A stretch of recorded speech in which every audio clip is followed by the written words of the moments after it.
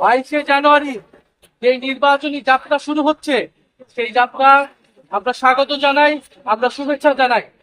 আজকে বাংলাদেশে এক ঐতিহাসিক মুহূর্ত, যেখানে গণ অভ্যুত্থানের পরে বিগত 16 বছরের মানুষের ভোটাধিকার বঞ্চিত থাকার পরে আমরা যখন একটি নতুন নির্বাচন এবং গণভোটের দিকে যাচ্ছি, আজকে থেকে তার আনুষ্ঠানিক প্রচারণা শুরু হচ্ছে।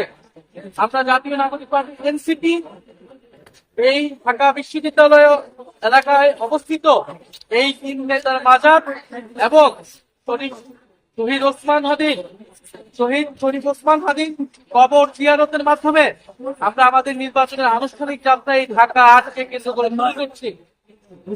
সাংবাদিক ভাই বোনেরা এবং প্রিয় দেশবাসী, আপনারা জানেন এই ঢাকা বিশ্ববিদ্যালয় এলাকা থেকে 2024 সালের গণ অভ্যুত্থানের অগ্নিপাত শুরু হয়েছিল। এই ঢাকা বিশ্ববিদ্যালয় এলাকা থেকে 1952 সালের ভাষা আন্দোলন, 1971 সালের মহান মুক্তিযুদ্ধ এবং 1947 সালের পাকিস্তান আন্দোলন, এই সব কিছুর সাথে এই বঙ্গ জনপদের বাংলার মানুষের যত লড়াই সংগ্রাম সবকিছুর সাথেই জড়িত রয়েছে এই ঢাকা বিশ্ববিদ্যালয় এলাকা। আমরা তাই এই ঢাকা 8 আসনকে করেছি আমাদের আনুষ্ঠানিক কার্যক্রম প্রথম শুরু করার জন্য।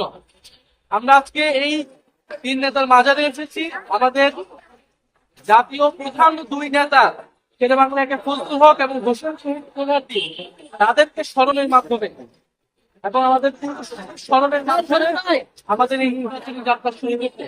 কারণ আমরা জানি এই বাংলাদেশের রূপকার ছিলেন শেরেবাংলা একে ফজলুল হক, এই বাংলাদেশের অন্যতম স্থপতি ছিলেন শহীদ সোহরাওয়ার্দী।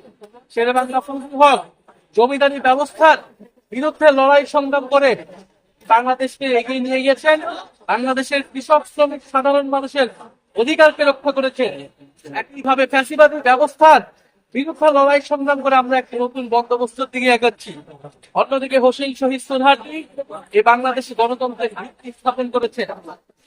24 গণঅভ্যুত্থানের পরেও আমরা বাংলাদেশে নতুন করে গণতন্ত্রের ভিত্তি স্থাপন করছি এই নির্বাচনের মধ্য দিয়ে। এবং আমরা অবশেষে যাব শরীফ ওসমান হাদি, আমাদের জুলাইয়ের অকণ্ঠ সৈনিক